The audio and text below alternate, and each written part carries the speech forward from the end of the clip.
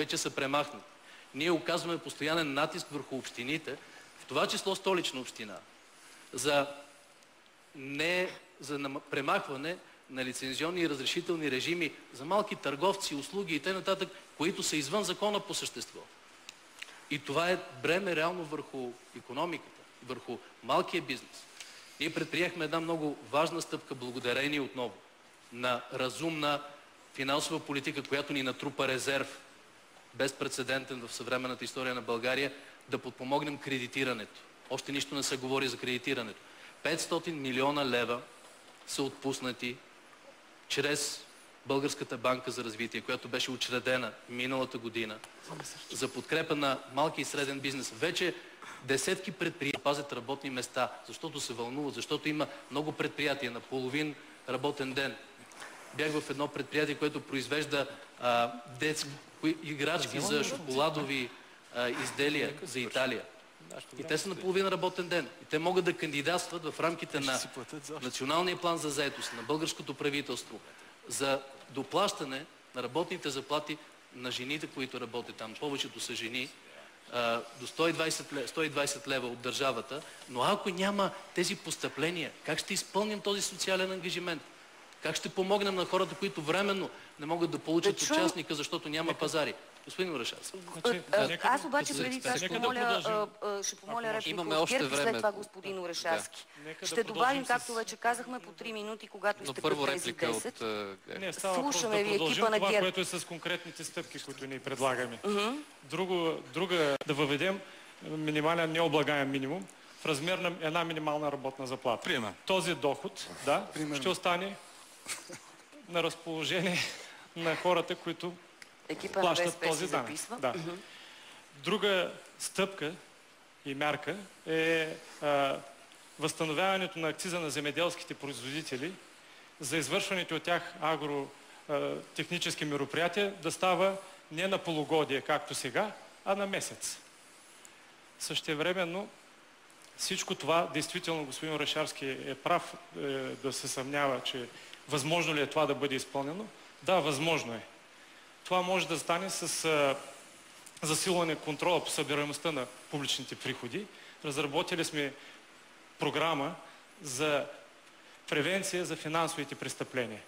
Тя ще атакува 4 неща. Сивата икономика, ДДС кражбите.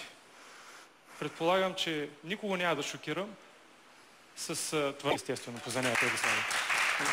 Това е крайно време да бъде пресечено.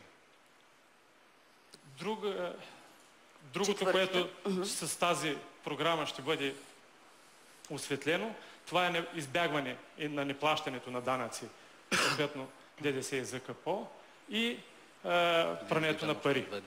Същевременно, също така, отдавна говорим за вързване на информационните системи на Митница, НАП, МВР.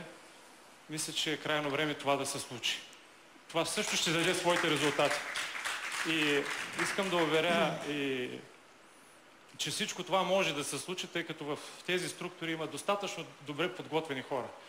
Стига да се подходи правилно и да се спре с политическите назначения, да се даде възможност на хората да повярват в своите професионални качества, те ще свършат чудеса. Така ли, господин Борисов? Има ли такива хора? Все се въртат там. Цитирам господин Кадиев. 3 милиарда откраднати от ДДС в официално интервю. Още няма неофициални интервю. Цитирам пак негово изказване. 5 пъти по-малко алкохол се пие в България. И аз считам контрабандата и на китайски стоки, и на зеленчуци, и на горива.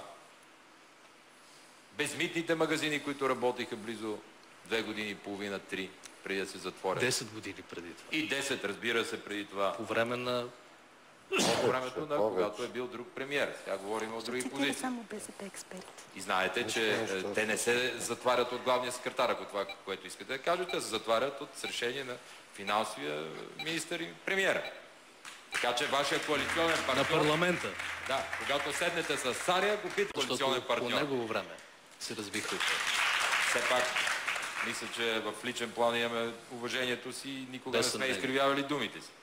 Господин Костов не ми е коалиционен партньор никъде. И никога няма да бъде.